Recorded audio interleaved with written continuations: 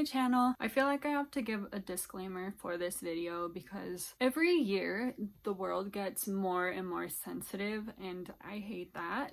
I feel like people need to chill a little more, you know, and stop being so uptight. I'm making masks today because I saw a lot of people doing this and I thought it was kind of a cool idea, and at first I was like, oh my gosh, are the comments all gonna be hate on these videos? And I looked and it didn't look like it really, but you know there's always gonna be that one person. So these masks obviously are not like medical grade, like anything that you would use in a hospital, but we're not supposed to be buying those masks if they're even available anywhere, because we need to leave those to the healthcare workers anyway. So I have some fake Burberry fabric and I've been thinking of a bunch of different projects. I've had this for so long now. I'm trying to stay busy right now and do as much as I can, and I have a good amount of this fabric, so I thought that it would be fun to make a mask out of that. And then with this Louis Vuitton stencil that I have, it's actually made for like baking cookies and stuff. I think you use it to put designs on the icing. But yeah, it's just,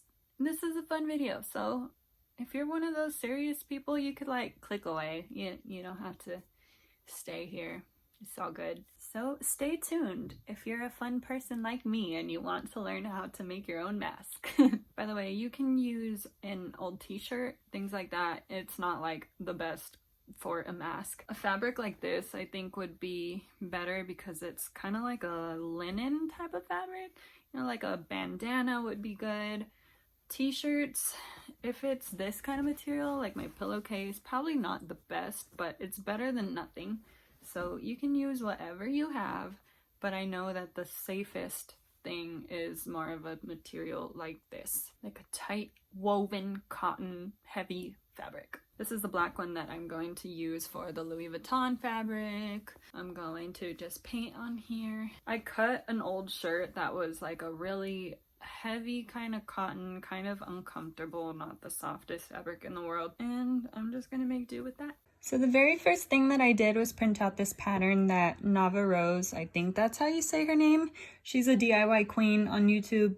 She posted it in one of the descriptions of her making some masks, and so I downloaded that just so that it would be a little bit easier. Once I was done pinning it, I just cut it out and it was super simple. It has everything measured out on there for you, so I can link her video down below. I don't want to take credit for this at all. Just so you can see if you don't want to download and print her pattern, or if you don't have a printer or something.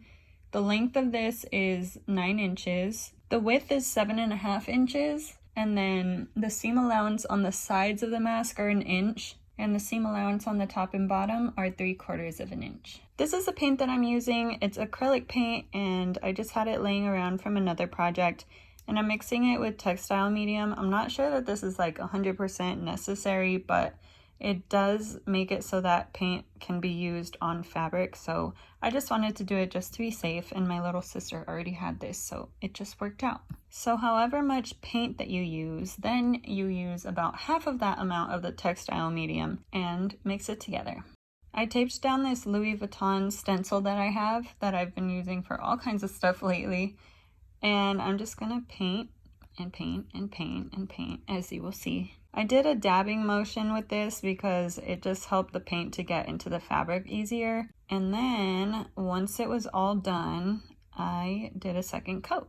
It wasn't dark enough for what I wanted, so I just decided to make it a little thicker. And once that was dry, I peeled it off and I realigned it to be able to paint a little bit further on the edges, just so that it wouldn't have this awkward blank space on my mask. Here I am cutting my fake Burberry fabric, pretty much exactly the same process, except I wish that this pattern was a little bit smaller. You'll see the end result. It still looks nice, but you know, it just didn't really get the whole pattern in there, and it makes me kind of sad. So now I am sewing the seams, and I'm gonna try and explain this as best as I can, but this was filmed weeks ago, and I've been busy and haven't gotten around to it. I'm sorry. But I sewed down the top and the bottom. So I would say that this is the most complicated part. You guys honestly might want to watch Nava Rose's video because I'm really bad at explaining this. I just folded my mask accordion style or pleated, whatever you want to call it. Each one was about 3/4 of an inch long or wide, I don't know.